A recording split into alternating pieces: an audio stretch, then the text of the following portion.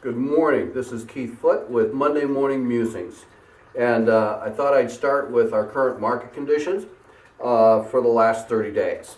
And totally, right now, we have 2,510 active listings on the MLS in Snohomish County, Washington, which Marysville, Washington is a part of. That's a drop of 12 active listings from this time last week. We have 158 currently that are bank-owned, and that is a drop of 11. And short sales, we have 394 actives, which is a drop of 3. So the traditional sales makes up the rest, which is about 1,958. In regards to sales, during the last 30 days, we've had our average days on market is 64 days, which is a drop from the previous week. Bank-owned homes, we've had 578 closings, which is down from last week. We've had 110 closings, which is of short sales, which is down from last week. Last week we had 128. The last 30 days we've had 110. As far as traditional, that leaves 297 for traditional. So let's get on with the meat of our presentation today. Our presentation today, the main focus is 5 red flags of financial abuse for elders. As people begin to age, their abilities begin to wane, and that's when the bad people start coming out. And so here are 5 ways that we can help our seniors be protected. First off, social isolation. When they start being isolated, where they don't get out any, they don't participate in any activities, where they start to become lonely, that's a time that con artists begin to focus on them. They look for seniors who seem to be lonely, people that have kind of retreated into their own world. And then what happens is that the seniors, they really want companionship, and so because of their desire, then that often makes them targets for exploitation. Red flag number 2, changes in daily routine matters. For instance, and what I'm talking about here is that they can't take care of themselves, that they begin to lose interest in cooking, they can't pay their bills, they can't clean their house, things of that nature. When those types of things begin to happen, the swindler, sometimes a relative, will use their inability to care for themselves as a way to gain access to their finances. Not necessarily a good thing.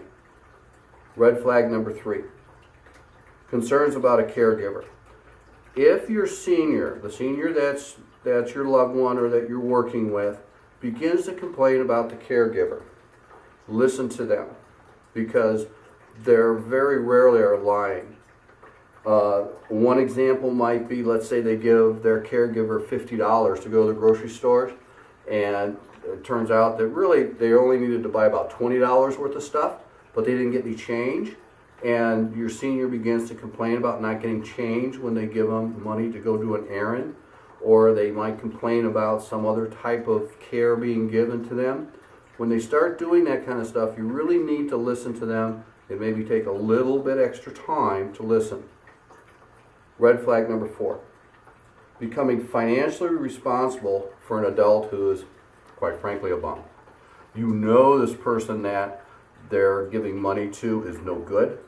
You know that they're not necessarily good people, and the elderly person begins to give them an allowance or begins to pay for their education, and you know, or you strongly suspect, that they're really not using that money for that. So you need to be careful of that.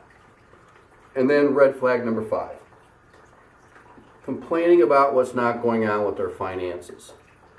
Because sometimes they go ahead and they give power of attorney to a relative, and then that relative for their finances, and then their relative begins to become secretive, and they begin to not tell them what's going on with their finances. Maybe they refuse to share the information with them, or they don't let them take a look at the bank statements, things of that nature. And if your senior begins to complain about that, again, listen to that and take some time to investigate. What we can do. here's what we can do to help protect our seniors. We can help protect our seniors by watching, listening, and acting quickly to prevent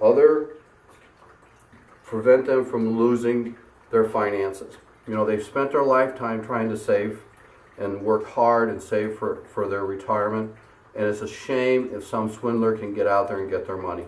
So listen carefully, listen for some of these odd things, and then begin to act on them.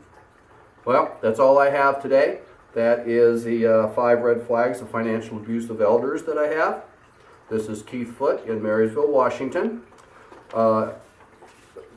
If you want this full report, I'd be more than happy to send it to you, or if you have any other questions about real estate, we can do that as well. You can go to our website at ckrealestateteam.com, or you could call us at 360-474-5128, or you can email us at ckrealestateteam@gmail.com. Have a great day. Thanks for taking time to listen.